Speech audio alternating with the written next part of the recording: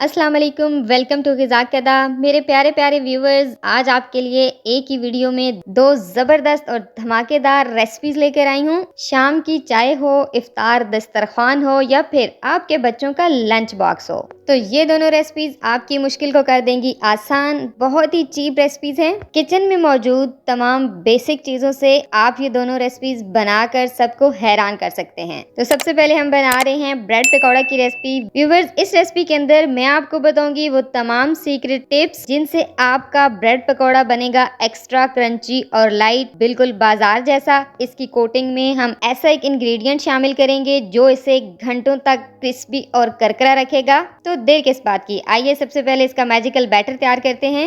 Viewers, यहाँ पर एक बाउल के अंदर मैंने छना हुआ बेसन ले लिया है। इसमें जाएगा एक दरमियाने साइज का प्याज जिसे हमने बिल्कुल आमलेट कट यानी कि बारीक चॉप किया हुआ है। अब हम इसमें ऐड करेंगे बारीक चॉप की हुई हरी मिर्च। इसके बाद इसमें जाएगा 1 टेबलस्पून साबुत धनिया। धनियों को थोड़ा सा मसल कर डालें ताकि इसका एरोमा और खुशबू अच्छी तरह खुलकर बेसन में घुल जाए। हस्बे जायका आप इसमें नमक ऐड करेंगे।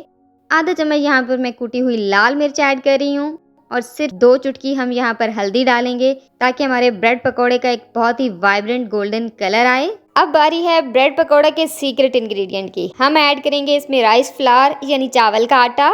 अब सबसे पहले इन तमाम चीज़ों को पहले खुश्क ही अच्छी तरह से एक दफ़ा मिक्स कर लें। व्यूवर्स, ऐसा करना इसलिए ज़रूरी है यहाँ पर ताकि तमाम मसाला जात और चावल का जो आटा है वो बेसन के अंदर इवनली डिस्ट्रीब्यूट हो जाएं। अगर हम डायरेक्ट पानी डाल देते हैं तो कहीं मसाला ज़्यादा हो जाएगा, कहीं कम हो जाएगा। ये छोटी छोटी टिप्स कुकिंग के अंदर बहुत इंपॉर्टेंट होती हैं जिन्हें इग्नोर नहीं किया जा सकता। अब हम लेंगे नीम गर्म पानी, साथ साथ थोड़ा थोड़ा पानी ऐड करके हम इसकी मिक्सिंग करेंगे। ठंडे पानी के बजाय आपने यहाँ पर नीम गर्म पानी यूज करना है। इससे बेसन के जो ज़रात हैं वो फौरन एक्टिव हो जाते हैं जिससे बैटर बहुत ही स्मूथ और फ्लफी बनता है।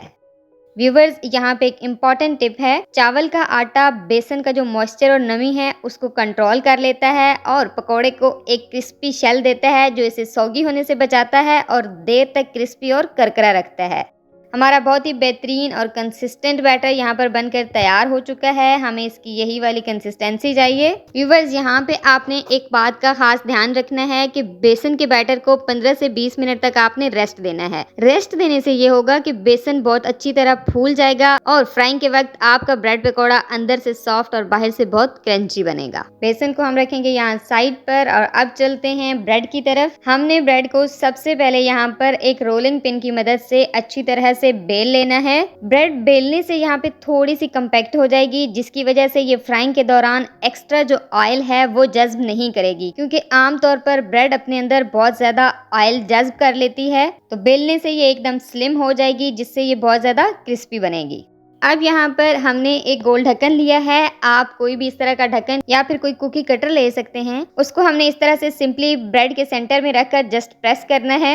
आप जरा देखिए कितना खूबसूरत और परफेक्ट राउंड सर्कल निकल कर बाहर आ गया है। इसी तरह से हमने सारे ब्रेड के अंदर से ये परफेक्ट राउंड सर्कल निकाल लेने हैं। अब यहाँ पर एक और बहुत ही इम्पोर्टेंट स्टेप आता है। सबसे पहले हम यहाँ पर एक पैन को हल्का सा गर्म कर लेंगे और उसके ऊपर रखेंगे अपने इन गोल स्लाइसेस को। हल्का सा यहाँ पर हमने इनको सेक लेना है यहाँ तक कि ये लाइट से टोस्टेड हो जाएं और क्रंची हो जाएं। व्यूवर्स, ये बहुत इंपॉर्टेंट स्टेप है। ऐसा करने से ब्रेड के अंदर जो मॉइस्चर और नमी होगी वो एकदम से सारी ड्राई हो जाएगी और ये क्रिस्पी हो जाएंगे। और जब हम इसको बेसन में डिप करेंगे तो ये नरम होकर टूटेंगे नहीं बल्कि अपना स्ट्रक्चर बहुत ब्यूटीफुली बरकरार रखेंगे। और यही वो राज है जो आपके पकौड़ों को बाजार से ज्यादा क्रिस्पी भी बनाएगा। टोस्टिंग हमारी कंप्लीट हो चुकी है। अब बारी है द गोल्डन सिजल की। तो पैन में हमने यहाँ पर ऑयल लिया है। ऑयल को हमने यहाँ पर मीडियम हाई फ्लेम पर गरम कर लिया है।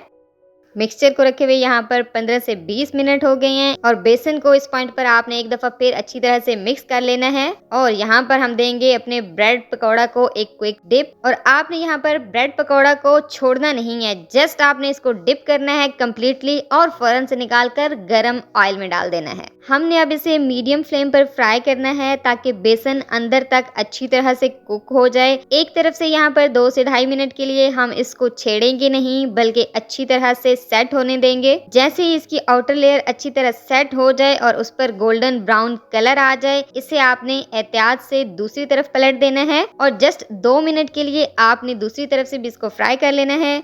सुभान अल्लाह व्यूअर्स, जरा देखिए हमारे यूनिक राउंड ब्रेड पकौड़ा की फाइनल लुक। क्या आप यकीन कर सकते हैं कि हमने ये घर पर इतनी सफाई और नफासत से तैयार किया है। बाहर से ये जितना क्रंची, अंदर से ब्रेड इतनी सॉफ्ट और जायकेदार है। आमलेट कट प्याज और साबित धनिया का जो क्रंच हर बाइट में आता है वो उसे आम पकौड़ों से बहुत मुख्तलिफ कर देता है। तो देर किस बात की मेरे प्यारे प्यारे व्यूवर्स, आप भी किचन में जाइए, अपने घर वालों के लिए बनाइए और ढेरों तारीफें वसूल कीजिए। व्यूवर्स, क्या आपने इस तरीके से पहले ब्रेड पकौड़ा बनाया है कभी? मुझे कमेंट में जरूर बताइएगा।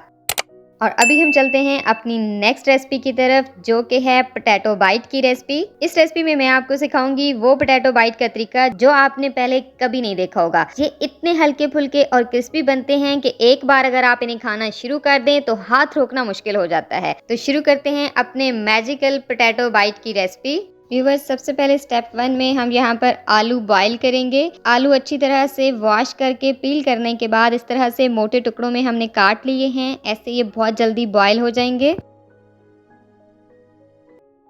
अच्छा, आलू उबालने के बाद एक बात का आपने खास ख्याल रखना है कि इन्हें उबलने के बाद पानी से निकाल कर थोड़ी देर एयर ड्राई ज़रूर करें ताकि इनकी फालतू की जो नमी है वो ख़त्म हो जाए। अब यहाँ पर एक बाउल में हमने आलू ले लिए हैं। इसमें सबसे पहले जाएगा बारीक कटा हुआ आमलेट कट प्याज। ये प्याज पोटैटो बाइट के अंदर एक जबरदस्त क्रंच लाएगा। अब बारी है हमारे स्टार इंग्रेडिएंट की। यहाँ पर हम 3 बड़े चम्मच भर के चावल का आटा शामिल करेंगे। व्यूवर्स, चावल का आटा यहाँ पर 2 काम करेगा। एक तो ये आलूओं के अंदर जो मॉइस्चर, जितनी नमी है वो सारी जज्ब कर लेगा और पोटैटो बाइट्स को फटने से बचाएगा। दूसरा, ये पोटैटो बाइट्स को बाहर से एक्सट्रीमली क्रिस्प देगा, जो चावल के आटे की वजह से देर तक बरकरार रहेगी और ये सौगी नहीं होंगे। आधा चम्मच जाएगी कुटी हुई लाल मिर्च।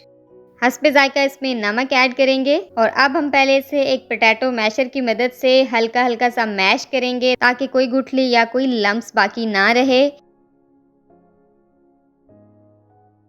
और उसके बाद हम हाथों पर लगाएंगे ग्लव्स। मैं यहाँ पर ट्रांसपेरेंट ग्लव्स यूज कर रही हूँ क्योंकि कुकिंग में हाइजीन का ख्याल रखना बहुत जरूरी है। अच्छी तरह से इनको मिक्स करेंगे। इतना मिक्स करना है हमने हाथों से कि बहुत ही स्मूथ सा मिक्सचर बन जाए इसका। अब बारी है इस रेसिपी के फाइनल स्टेप की। आपने यहाँ पर ऑयल मीडियम फ्लेम पर गरम कर लेना है। जब ये गरम हो जाए तो आप लेंगे 2 चम्मच। एक चम्मच से आपने मिक्सचर उठाना है और दूसरे चम्मच की मदद से इस तरह से इसको गरम ऑयल के अंदर ड्रॉप करते जाना है। देखिए ये तरीका कितना आसान और प्रोफेशनल है। इससे हर बॉल की एक अपनी मुनफरिद और कुदरती शेप बनती जा रही है जो दिखने में बहुत ही एपिटाइजिंग लग रही है। और व्यूवर्स, आप यहाँ पर देख सकते हैं जैसे जैसे ये गरम ऑयल के अंदर हम ड्रॉप कर रहे हैं कितनी खूबसूरती के साथ ये पफ अप होकर फूल रहे हैं। अब इन्हें यहाँ पर मीडियम फ्लेम पर ही हम फ्राई करेंगे 2 से 3 मिनट, जब तक इन पर गोल्डन ब्राउन कलर आ जाए। जब एक तरफ से ये प्रॉपर सेट हो जाए, कलर आ जाए, तो इन्हें हमने दूसरी तरफ पलट देना है। अब यहाँ पर 1 से 1.5 मिनट हमने दूसरी तरफ से फ्राई कर लेना है। माशाल्लाह व्यूवर्स, आप देख सकते हैं किस कदर खूबसूरत फूले फूले से ये बने हैं। और कलर देखिए आप, पोटैटो बाइट पर बहुत ही खूबसूरत कलर आया है माशाल्लाह से। ये रेडी हैं। अब हम इन्हें अच्छी तरह से स्ट्रेन कर कर यहाँ ऑयल से निकाल लेंगे।